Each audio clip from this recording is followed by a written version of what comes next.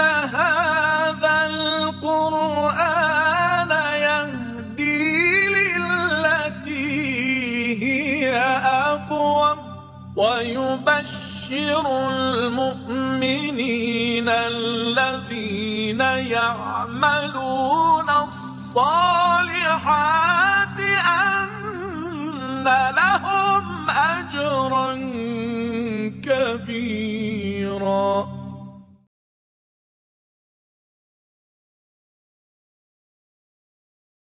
أعوذ بالله من الشيطان الرجيم. بسم الله الرحمن الرحيم. Surah Hud, verse 20. أولئك لم يكونوا معجزين في الأرض. In the previous verse, we talked about non-believers who fabricated lies against Allah. افتراء على الله. This ayah says, أولئك لم يكونوا معجزين في الأرض. They cannot cause any failure. They cannot challenge Allah. If they do something against Allah, it is not to show that they have power to do something against Allah's will. No, whatever they do is under His control.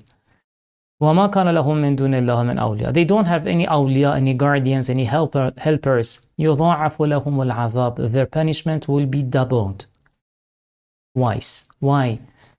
There are two possibilities here to explain the reason of their punishment becoming double. Allah Ta'ala says it is either because not only they have adopted a sinful lifestyle, but they are stubborn, they insist, and they rebel against Allah. There are some people who commit sins, but there are some who rebel against Allah. This is one possibility. The other one is that not only they are misguided, they also misguide and deviate others. So it increases their sin. ما كانوا يستطيعون السمع. They were not able to hear. وما كانوا يبصرون. They were not able to see. It shows that if they rebel against Allah, it is not because they're powerful. No, it is because they don't see, they don't hear. They have no understanding of the reality, and that is why they are astray. Allah Ta'ala says this problem of not hearing, not seeing is caused by themselves. Their acts in the past has deprived them from the ability to hear and to see the truth. أولئك الذين خسروا أنفسهم. They are the ones who lost themselves. The most precious thing that we have is our soul, and they have lost it. وَضَلَّ عَنْهُمْ مَا كَانُوا يَفْتَرُونَ. What they fabricated, مَا كَانُوا يَفْتَرُونَ, ضَلَّ عَنْهُمْ. They are gone. They disappeared. Because they were illusionary. They were not real. They said that these lords are partners to Allah. They attributed to them some divinity, while it was not true. It was a mere illusion. So now they disappear. They are gone. لا جرم. Definitely أنهم في الآخرة هم الأخسرون. They are the greatest losers in the day of judgment, in the hereafter. In the hereafter, some people are losers. They are khasir, like the ones who had a sinful life. Now in the hereafter, they see their hands are empty. They don't have any righteous acts to lead them to paradise. But there are some who are akhsar, the greatest losers, because those sinners, at least there is a way for their salvation. But these people who were so arrogant in their rebellious life against Allah, they have left no way for salvation. So they are the greatest losers. أن الذين آمنوا وعملوا الصالحات. Now we describe the opposite group, the believers, the ones who do the righteous acts. عملوا الصالحات وأخبتوا إلى ربهم. The roots of this word أخبتوا means a piece of land or a place which is fixed, stable, does not move, does not shake. And Akhbata in Arabic is used when someone decides to go to such a place or goes to such a place. It is used also for the concept of humbleness and being lenient. These are the usages of the word akhbata in Arabic. Here, akhbatu ila rabbihim means they are at ease. They feel comfortable. They feel they have tranquility with the Lord, with the decision of the Lord.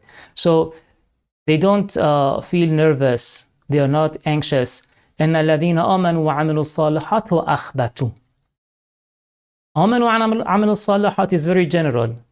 It includes all believers, all committed believers who do the righteous acts. But أخبتوا makes it specific. Those who have reached this level of faith and iman, that they have itminan and tranquility. أولئك أصحاب الجنة هم فيها خالدون. They are the people of heavens. They will be there for eternity. مثل الفريقين كالأعمى والأصم والبصير والسميع.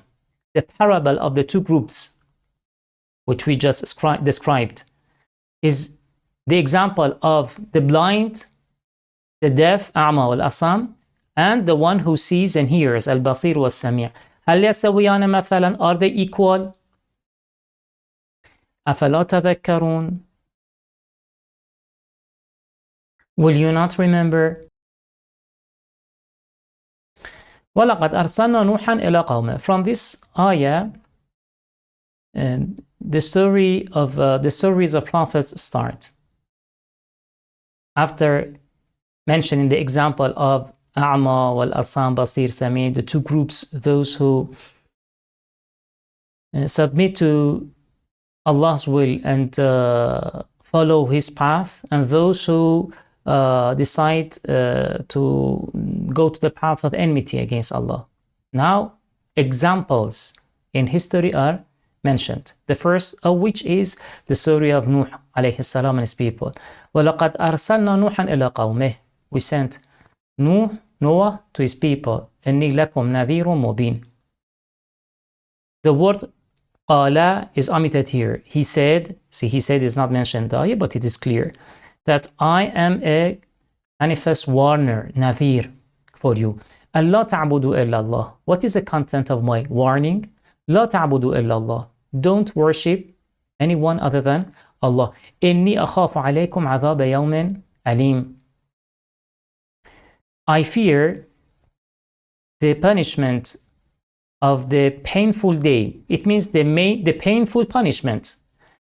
But because the day is the time in which that punishment takes place, now the day is described as punishment, painful. Inni akhafu alaykum, I fear for you the punishment of that day.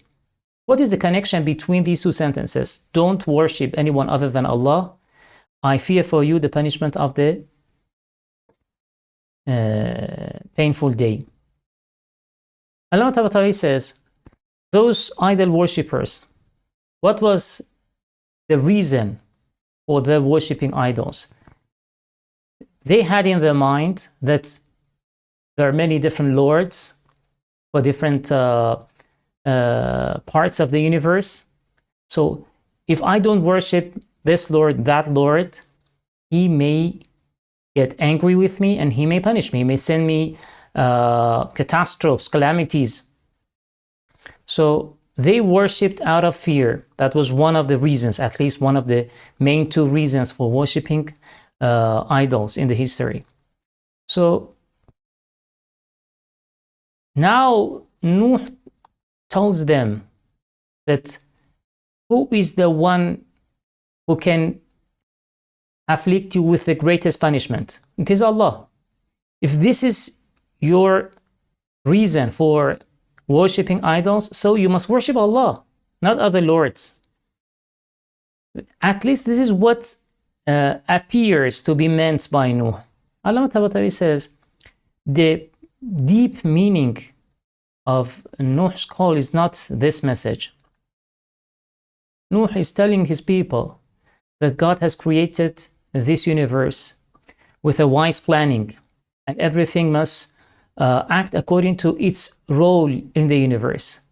So anyone who fails to be in harmony with the system will be first corrected with the system. And if it didn't work, it will be removed from the system. And that is a punishment. That is adhab. So if you don't follow Allah, and if you don't follow His rulings, His guidance, and if you don't take this path, which is prescribed by God, by your Creator for you in your life, then you will be removed from the system. First, you will find difficulties because you're going to be corrected. And if it didn't work, you will be removed and punished. This is what he means by this message. But because of their mindsets, the people, Nuh's people, when they were addressed by this sentence, they may have thought that Nuh means if you worship lords because you are fear of their anger, then you must be more fearful of Allah's anger. فقال الملأ الذين كفروا من قومه. Now what is the answer? The word mala we explained before. The elites of a tribe, of a society, of a community are called mala. فقال الملأ الذين كفروا من قومه. Mala, the elite who did not believe in him, they said, ما نراك إلا بشرا مثلنا. They gave two answers. Many answers indeed what they gave here, but we can summarize it in two. One is that they said, we don't find any proof, any reason that we should follow you. That is the first. And second one, we find some argument which proves that we must not follow you. See, they're different. There is nothing to make us, to convince us that we should follow you. And on the contrary, there's something that makes us believe that we should not follow you. So under the first category of answers, we have these statements. ما نراك إلا بشرا مثلنا. We don't see you anyone except a human like us. So you are not different from us. Why should we follow you? There is no reason.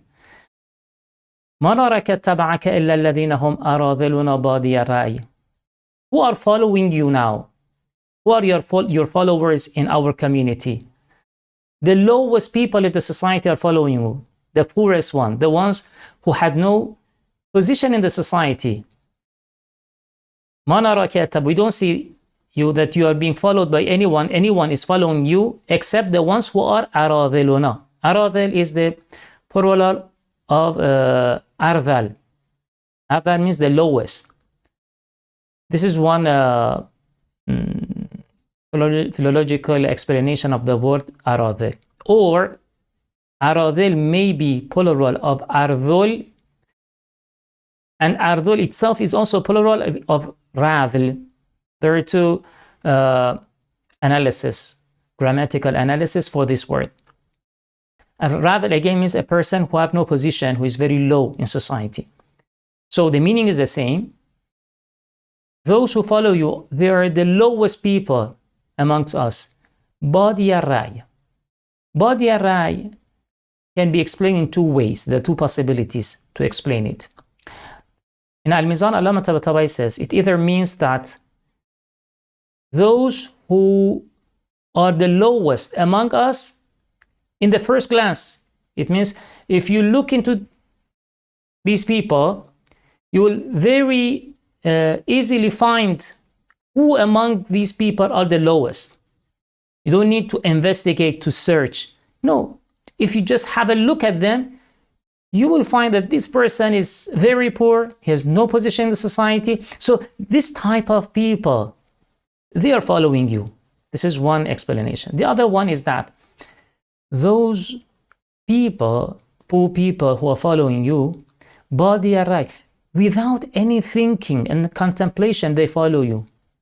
They are so immature in their judgment, in their capability of understanding and discerning. Without thinking, they are following you. So, two meanings of badi rai maybe are possible here. So far, you see, ما نراك إلا بشرا مثلنا. You are equal to us. Secondly, your followers are the lowest amongst us. And the third one, ما نرى لكم علينا من فضل. We don't find any merits, anything, any good quality when we compare you to ourselves. For example, you are not an angel. You don't have access to ilm al-ghayb, knowledge of the unseen. You don't have access to divine treasures, khaza'inullah. So why should we follow you? So far, all these answers, they can be counted from the first category of the answer. But the second one, that we find something that makes us not follow you. بَلْ نَظُنُّكُمْ كَاذِبِينَ.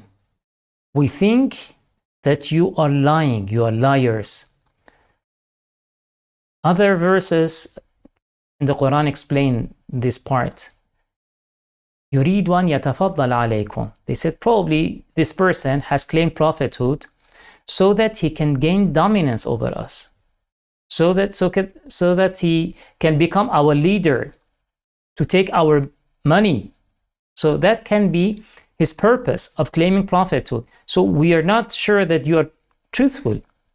You may be lying by saying that you have received a message from Allah.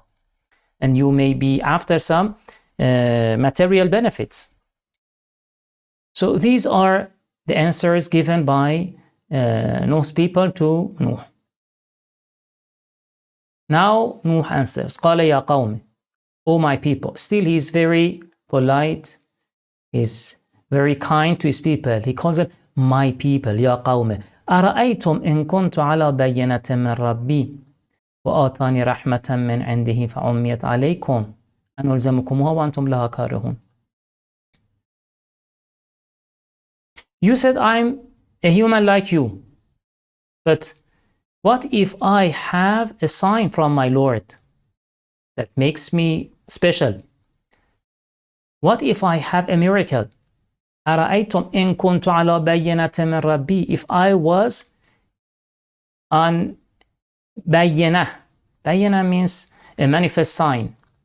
In some verses, بينة may refer to the Prophet's knowledge of and his certainty of his truthfulness. But here, بينة means something that proves to the others that he is a prophet and that is miracle.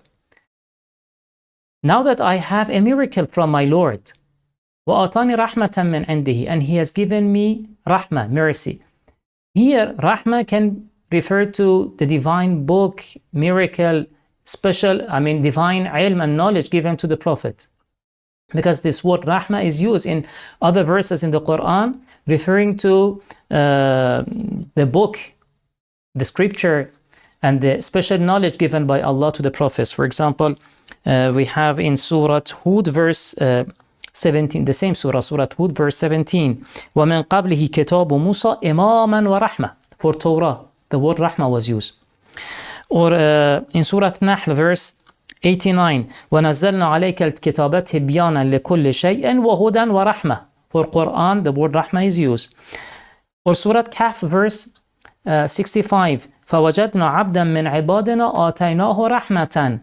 It talks about the story of Khizr and Musa alayhim salam, and that special knowledge, divine knowledge given to Khizr alayhi salam is called rahmah. So it is a manifest sign for the Prophet to prove that he is a messenger sent by Allah. فَعُمِّيَتْ عَلَيْكُمْ. And then it became hidden to you. You did not see it. You see, it was there. It was bayyana. It was clear, manifest. But you are not able to see because you close your eyes. You made yourself a'ma and blind by your sinful behavior. So what's wrong with me? I have a proof I have a clear sign from my Lord. أَنُلْزِمُكُمُوهَا وَأَنْتُمْ لَهَا كَارِهُونَ. Should I force you? Should we force you when you don't like to accept? Should we force you to accept? No, this is not Allah's way of guiding people. Allah just invites and calls people to the right path. Allah does not force them to accept the truth. وَيَا قَوْمَ لَا أَسْأَلُكُمْ عَلَيْهِ مَالًا. They said that your intention is to gain leadership and money. But he says, no, لا أسألكم عليه مالا. I don't demand any money, any property, anything, any reward from you. إن أجري إلا على الله. My reward is by Allah. وما أنا بطارد الذين آمنوا. You said that my followers are the lowest in the society, and because they are around me, they are with me, you don't join me. I'm not to drive them away. ما أنا بطارد الذين آمنوا. Why should I drive them away? I'm not the one who takes people into account, who calls people into account. It is only Allah. It's not by me to decide who should go where. وَمَا أَنَا بِطَارِدِ الَّذِينَ إِنَّهُمْ مُلَقُوا رَبِّهِمْ. They will encounter their Lord. He's the one who decides. وَلَكِنِّي أَرَاكُمْ قَوْمًا تَجْهَلُونَ.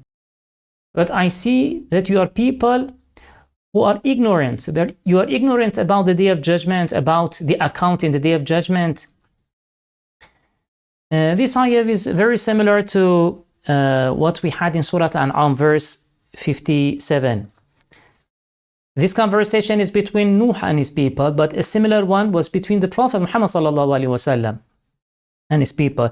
وَلَا تَطْرُدِ الَّذِينَ يَدْعُونَ رَبَّهُمْ بِالْغَدَاةِ وَالْعَشِيِّ يُرِيدُونَ وَجْهَهُ ما عليك من حسابهم من شيء وما من حسابك عليهم من شيء فتطردهم. Allah takes people into account. It's not you, the Prophet, to do this. Yes? So, إنهم ملاقو ربهم. See, they will encounter their Lord. ويا قوم من ينصرني من الله إن طردتهم. And my people, who will ينصرني means who will assist me, who will help me. But min Allah, from is not used with assisting and helping. Min in Arabic is not used with nasara. Min is used with, for example, anqadha, najja, who will save me. So it is a sign, it is an indication that the meaning of a second verb is inserted into yansuru. And it is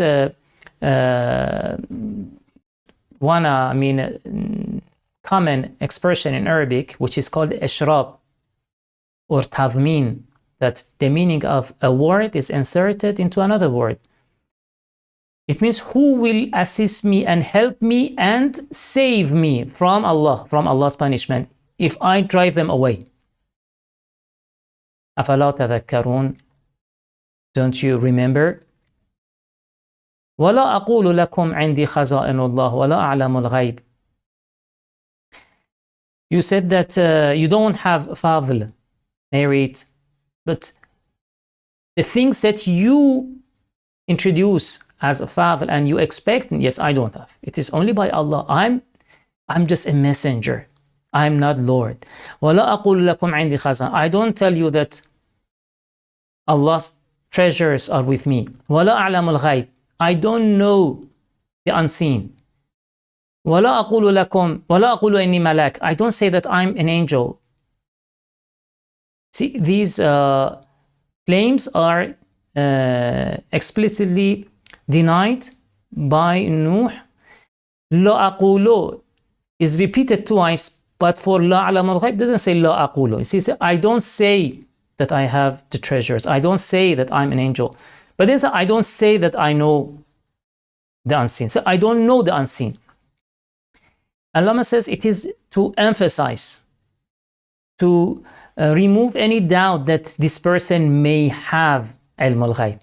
Because a person may say, I don't say that I know ilm al-ghayb. I know al-ghayb. I have the knowledge of the unseen. But He actually knows al-ghaib, he has the knowledge of the unseen, but he says, I don't claim it, I don't say it, while it may be there. No, Nuh says, I don't have knowledge of the unseen, to remove any doubt that I may be having knowledge of the unseen.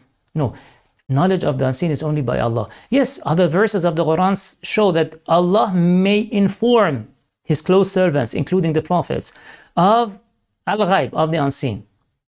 But this knowledge is by God, given to that servant. وَلَا أَقُولُ لِلَّذِينَ تَزْدَرِي أَعْيُنُكُمْ لَا يُؤْتِيَهُمُ اللَّهُ خَيْرًا. I don't say about those people upon whom your eyes look down. It means those people whom you think, whom you regard humiliated and low. These people, I don't say that لَنْ يُؤْتِيَهُمُ اللَّهُ خَيْرًا. God will not give them any good. It shows that they had a mindset that the poor people, the weak layer of the society, not only they don't have the material benefits in this life, even they are deprived from the spiritual perfection. That was their mindset. Nuh says that, I don't say that these people are deprived from khair. Allah will not give them khair. Allahu a'lamu ma fi anfusihim. God knows the best what is in their souls. God judges people according to their actions, not their position in the society. إني إذا لمن الظالمين. قالوا يا نوح قد جادلتنا. Now, Nuh's people, the disbelievers, they don't have any rational arguments to challenge Nuh. So they say, okay, now you must bring the punishment that you promise. قالوا يا نوح قد جادلتنا. Said, oh Nuh, you disputed with us. You argued with us. فأكثرت جدالنا. And you did it too much. You prolonged this argument. And you know that Nuh's mission was so long, 950 years. He was warning his people. فأتنا بما تعدنا. So bring us what you promised us. You remember when we started the story of Nuh, it said, لا تعبدوا ألا تعبدوا إلا الله إني أخاف عليكم عذاب يوم أليم. I fear for you the punishment. That punishment, and I forgot to explain then, what I mentioned under that verse, that this punishment does not refer to the punishment in the day of judgment. No, it refers to the punishment in this world, adab istisal, that God may punish you here in this world. Now, and Allah says that what supports this idea is the ayah 32 here. فَأْتِنَا بِمَا تَعِدُنَا. Now they are demanding Nuh that you must bring us that promised punishment if you are from the truthful. إِن كُنْتَ مِنَ الصَّادِقِينَ. And Nuh answered, didn't say that in the day of judgment you will be punished. No, إِنَّمَا يَأْتِيكُمْ بِهِ اللَّهُ إِنْ شَاءَ. If God wills, He will bring it. But only Allah, إِنَّمَا. Only if He wills, He will bring that punishment. So it shows that it is about a punishment in this world. وَمَا أَنْتُمْ بِمُعْجَزِينَ. And you cannot cause any failure. You cannot challenge Allah. وَلَا يَنْفَعُكُمْ نُصْحِي. My advice will not benefit you. إِنْ أَرَدْتُ أَنْ أَنْصَحَ لَكُمْ. If I decided to give you advice. Why does he say, if I decided? We know that Nuh alayhi salam, all prophets, their intention was a pure intention of advising and guiding their people. But he says, if I had really this intention, it shows that Nuh is saying, you people don't believe me. I'm telling that with pure intention, I want to guide you, but you don't believe me. So now, so that is why he puts it in this conditional form, that if I'm a nasih for you, but it will not benefit you. My advice will not benefit you. إن كان الله يريد أن يغويكم. If Allah has willed to put you in error, then my advice will not benefit you. In the previous verse, Nuh said that if Allah wants to punish you, no one can save you. In this ayah, he says, if Allah wants you to be misguided, no one can guide you. But does really God want someone to be misguided? We explained before that originally God wants all to be guided. But some people, they do not submit to Allah's will. Despite constant calls, invitations, mercies, they are stubborn in their rebellion against Allah. Then they will reach a point when Allah decides and wills them to be misguided.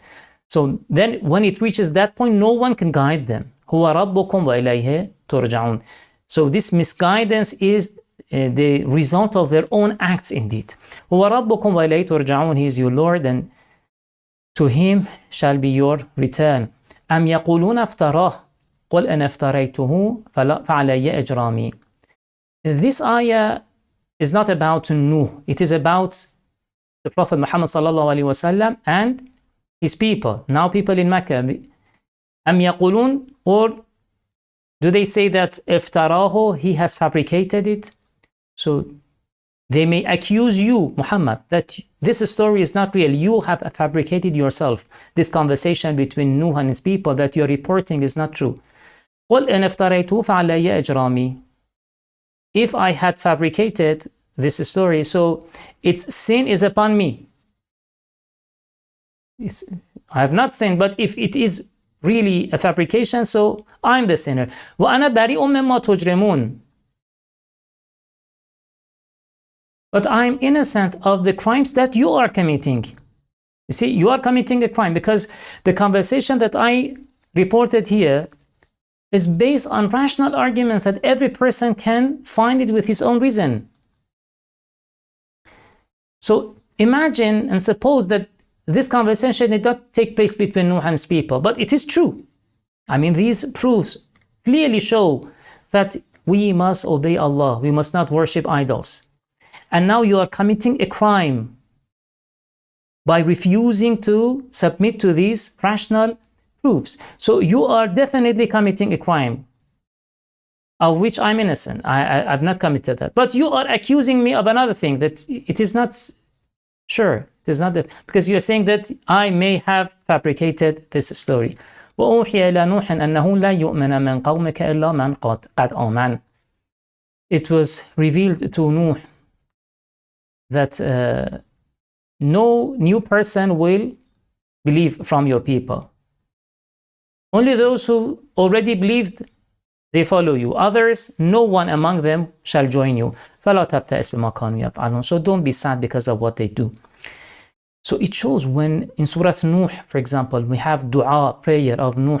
لَا تَذَرْ عَلَى الْأَرْضِ مِنَ الْكَافِرِينَ دَيَّارًا. He asked God to obliterate all non-believers. It shows that it had reached a point that there was no hope of guiding any more people. As long as there is hope to guide, the Prophet must not stop. But when it reaches the point that there is no hope, okay, now the punishment can come. وَاصْنَعِ الْفُلْكَ بِأَعْيُنِنَا. Make the ship بِأَعْيُنِنَا, before our eyes. It means our supervision. We are watching. So we are instructing you. وَوَحْيَنَا, with our revelation. So we tell you what to do. وَلَا تُخَطِّبْنِي فِي الَّذِينَ ظَلَمُوا. Don't address me about people who are not just. It means the non-believers. Don't address me means don't talk to me for intercession. Don't intercede for them. إِنَّهُمْ مُغْرَقُونَ. They are to be drowned. Wassalamu alaikum wa rahmatullahi wa barakatuh.